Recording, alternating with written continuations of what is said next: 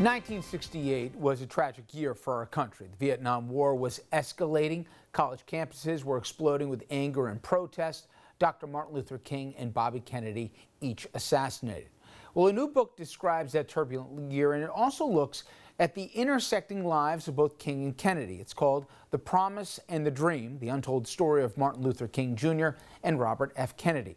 It also looks at the fallout from their murders and what might have been had they lived. David Margolick is the author, and he's also contributing editor at Vanity Fair, and he joins us now. David, thanks for the time. Thank you, Richard. You know, these two men's lives are so interwoven, but describe the connection between the two. I guess it started in the early 60s, but there wasn't a lot of personal connection with the two, although they shared some of the same common goals. Well, that's right. They really didn't know one another all that well. They weren't together very often. It's very hard to find a picture of the two of them together ever, but they were acutely aware of one another, very wary of one another, careful to try to be able to work together, interdependent in a way, dependent on each other. Their fates were intertwined, so they had to pay attention to one another, but they also were tiptoeing with one another as well. They each felt the other one had helped, but also had benefited from the other. In the case of Kennedy, he helped spring King from jail in the early 60s. He also, helped, he thinks, when there was a siege going on there with an angry mob, he helped protect King. King, conversely, thought he helped get his brother elected. So they both felt they had some political capital that helped the other, but also they thought that even if it was political in some parts, they had common interests. By springing Martin Luther King from jail right before the 1960 election, Martin Luther King effectively got John Kennedy elected president, which is an enormous debt that the Kennedys had to him. But Martin Luther King also got in their way. I mean, they had their own objectives, and the civil rights movement was kind of an annoyance for them. And Martin Luther King was making trouble for them when they had other priorities, and so they resented him. And King was dependent on the Kennedys, and of course he was going to think that they were moving far too slowly for his purposes. He was particularly skeptical of Robert Kennedy because Robert Kennedy had this sort of old-line anti-labor, anti-communist background, and many of the leaders of the civil rights movement were leftists or even communists in the early days. So Martin Luther King had absolutely no natural affinity for Robert Kennedy. Robert Kennedy had to win him over, and never really did. But they converged increasingly as their careers unfolded until in 1968 they were really essentially overlapping. Put 68 in context, especially for those in the audience who think that what they're seeing unfold today in Washington is about as chaotic as they can imagine. My God, put 68 in context between the Vietnam War, the protests, not just here, but globally that were exploding, the distrust and everything went along with that as well, and then throw in Nixon for good measure. Well, I mean, it's an interesting comparison as somebody who's lived through both of them, for me at least. Trump seems like kind of an aberration. I mean, we've never seen anything like him. I don't think we'll ever see anything like him again, regardless of how it all plays out. Whereas in 1968, everything really felt as if it was coming apart, that the wheels were coming off the culture and the politics of America. And you had, two of the most formidable and important leaders in America shot down within a few months of one another, and the Vietnam War raging with no solution in sight and the country being torn down in the middle.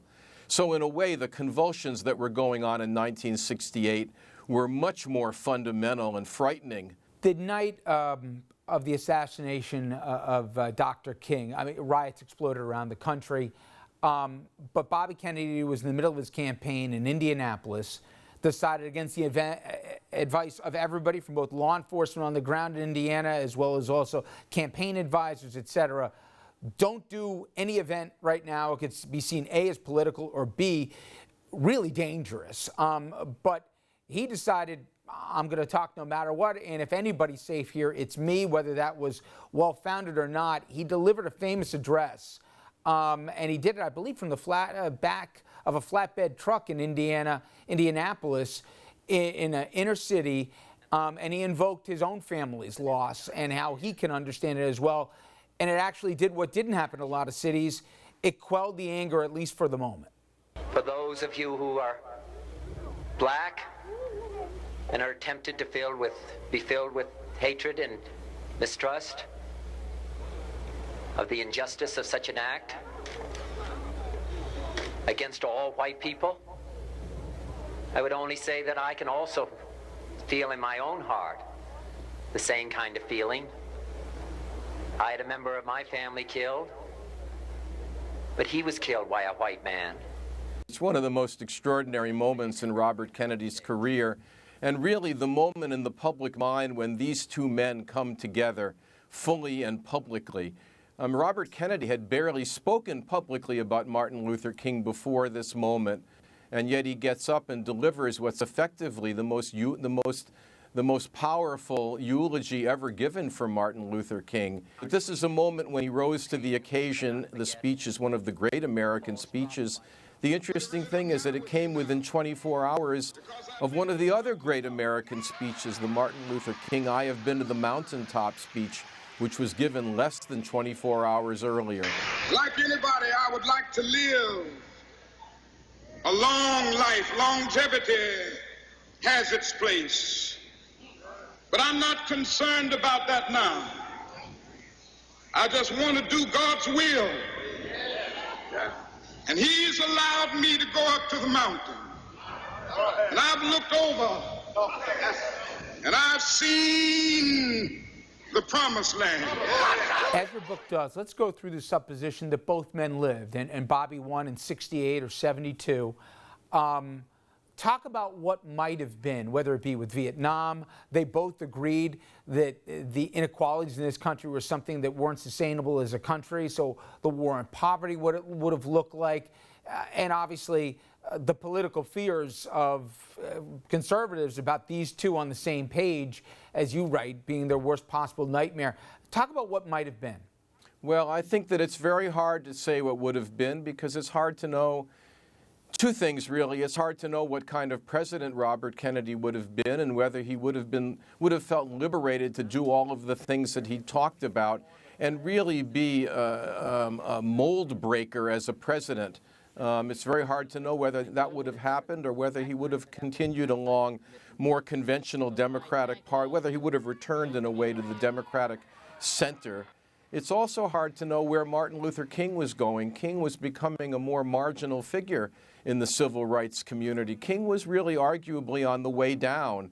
You know, there were people who felt that he'd gone too far in opposing the war in Vietnam, and there were people on the other side who felt that he'd gone soft and was too moderate, and that his brand of nonviolence was passé, and that something more extreme was called for.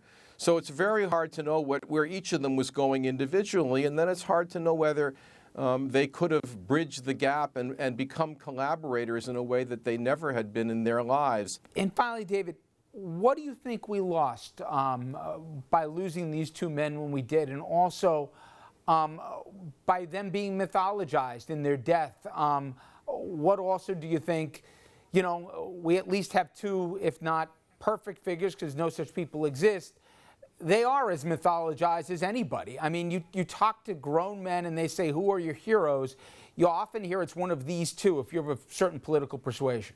Well, I think that, you know, you don't lose two figures like this without sort of catastrophic results. And I really think the country has never been the same since the two of them and John Kennedy were killed. You know, the three men, and Abraham, Martin, and John, which I've also written about, the song. I mean, that song still resonates because something changed in the country when these people were killed, and there was a kind of innocence and a kind of optimism that we've never regained, and I don't think we'll ever regain. I think, in a way, as you suggest, Richard, it's useful to have mythological figures to look up to. But it's not, you know, ultimately it's not terribly helpful. I mean, I write about each of these people as real, as people with feet of clay, people with imperfections. I think it's not particularly helpful to think of them as plaster saints, but flawed men who dreamed great dreams. I couldn't agree more, except when we are so anesthetized to just the unbelievable callous selfishness out of D.C., to have two people who wanted something more than just for themselves, who cared about a peoples and a country, and maybe people can disagree with their visions, but at least they cared about something bigger than themselves. I think one of the great tragedies in the loss of these two men is that they crossed racial boundaries in a way that no one has before or since, and they could connect with the other race in a way that would be incredibly useful now. I mean, there's this great chasm between the races that's always existed in this country, but Robert Kennedy and Martin Luther King were arguably the last two men on either side of that divide who could have bridged that divide, and that's something that we're sorely lacking in today. It's a fascinating book, and again, it's called The Promise and the Dream, the untold story of Dr. King and Bobby Kennedy. David, it's a great read. Thank you, Richard. Thank you for having me. And when we come back, we'll take you back to present day. John McCain, Senator from Arizona, is obviously in failing health, and he wants to make it known before he leaves this earth what he thinks of the state of politics today and a particular president. We're going to get into the back and forth between both Trump and McCain and compare the two men. Stay with us.